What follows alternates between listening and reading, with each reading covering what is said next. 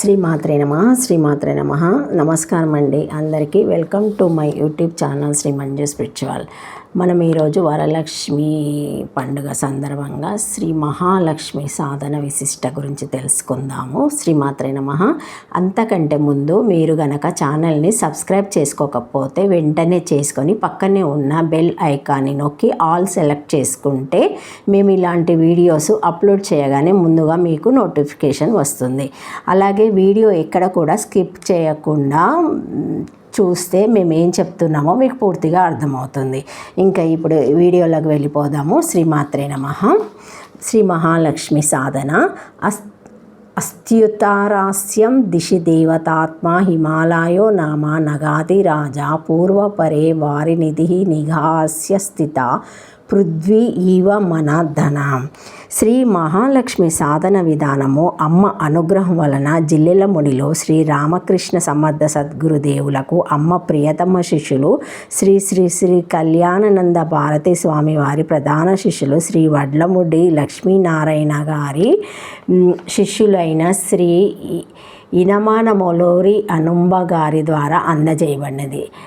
ఈ మహావిద్య అనుంబాంబ గారికి అమ్మ ముద్దుబిడ్డ తంగిరాల శ్రీ కేశవ శర్మ గారి ద్వారా జిల్లెలముడిలో ఇవ్వబడింది. విద్యారణ్య స్వాముల వారు శ్రీ మహాలక్ష్మి సాధన ద్వారా విజయనగర సామ్రాజ్య స్థాపన చేసి దాని ఉన్నతికి కృషి చేశారు. భారత భూమి ఈనాడు ఈ పరిస్థితిలో ఉంది. దీన్ని సామూహికంగా సాధన చేయడం వలన వ్యక్తిగతమైన లాభములే కాక విశ్వ కళ్యాణమునకు కూడా ఇది దోహదం చేస్తుంది. కనుక దీనిని భక్తి శ్రద్ధలతో అందరూ చేసి ఆయురారోగ్య ఐశ్వర్యాలను పొందుతారని ఆశిస్తున్నాము. శ్రీ మహాలక్ష్మి అంటే ఒక్క సంపదే కాదు, ఆరోగ్యమని కూడా. ఆరోగ్యమే మహాభాగ్యమనే ఆర్యోక్తి ఉంది కదా. కనుక ఆరోగ్యం కావాలి అనుకునేవారు కూడా ఈ సాధన చేసి ఆరోగ్యమును పొందవచ్చు, అష్టైశ్వర్యాలను పొందవచ్చు. శ్రీ మహాలక్ష్మి సాధన విధానము ఆరోగ్యం కావాలన్నా ఐశ్వర్యం కావాలన్నా ఈ సాధన చేయడం ఎంతో అవసరం.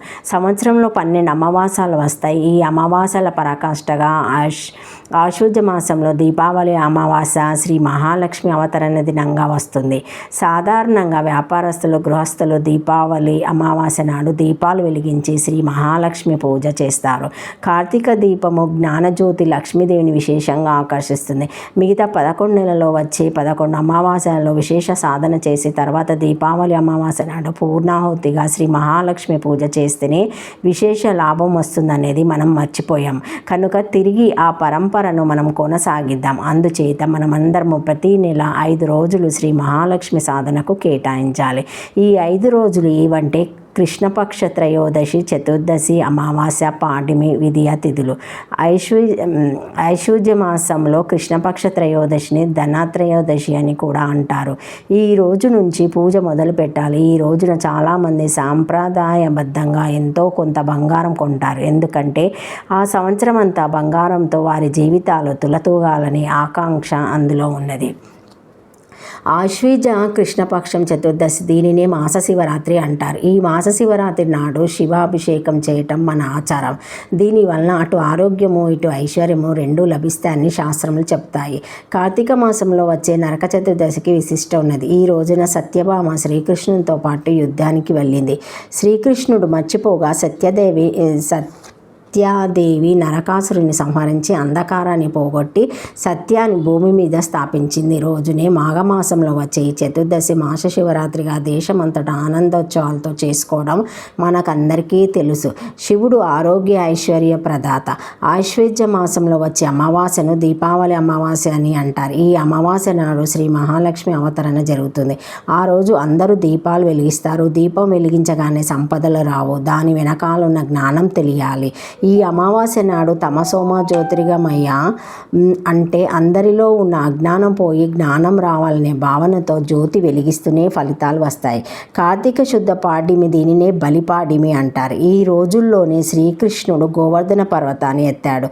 గో అంటే మంత్రమని అర్థం ఉన్నది. మంత్రాల్లో గాయత్రి మంత్రం శ్రేష్టమైనది. ఈ శుక్లపక్ష పాడ్యమి నాడు శ్రీం బీజ సంపుటీకరణతో గాయత్రి మంత్రం చేయడం వలన అనంతమైన సంపదలు వస్తాయి. దాన్నే శ్రీకృష్ణుడు గీతలో గాయత్రి ఛందస్సం అహం అని అంటాడు.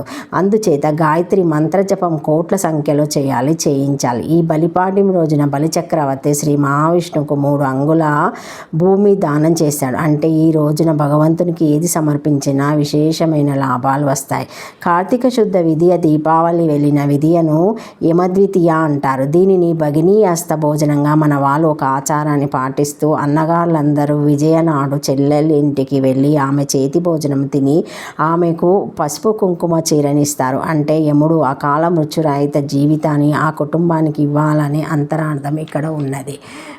ప్రతి నెల 5 రోజుల పాటు అనగా అమావాస్య ముందర ఉన్న త్రయోదశి నాడు శ్రీ మహాలక్ష్మి పూజా సాధన మొదలు పెట్టాలి.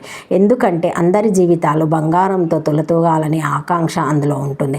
చతుర్దశి నాడు మాస శివరాత్రి రోజున శివాభిషేకం చేయటం వల్ల ఆరోగ్యం, ఐశ్వర్యం లభిస్తాయి.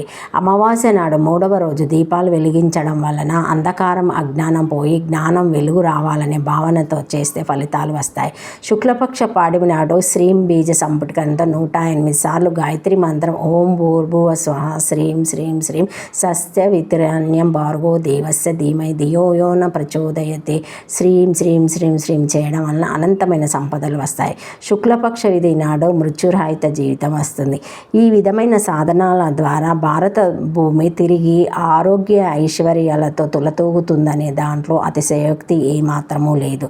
కనుక ఆరోగ్య ఐశ్వర్యాలను పొందాలనుకునేవారు సామూహికంగా బిల్వవృక్షం క్రింద కూర్చొని శ్రీ మహాలక్ష్మి సాధనను ప్రతి నెల 5 రోజుల పాటు పైన చెప్పిన పద్ధతి ప్రకారము ఈ సాధనను చేసి అందరూ వెలుగుతో, జ్ఞానంతో, ఐశ్వర్యము, అనంతమైన సంపదలతో తులతూగుతూ ఆరోగ్యంతో మృత్యురహిత జీవితం గడపాలనే ఆకాంక్షతో మనము అందరము ఉండాలి. Thank you for watching my video. Please like, share, comment, subscribe to my channel. మరిన్ని వీడియోస్తో మళ్ళీ కలుస్తానండి. ఏమైనా కామెంట్స్ ఉంటే పెట్టగలరు. Thank you.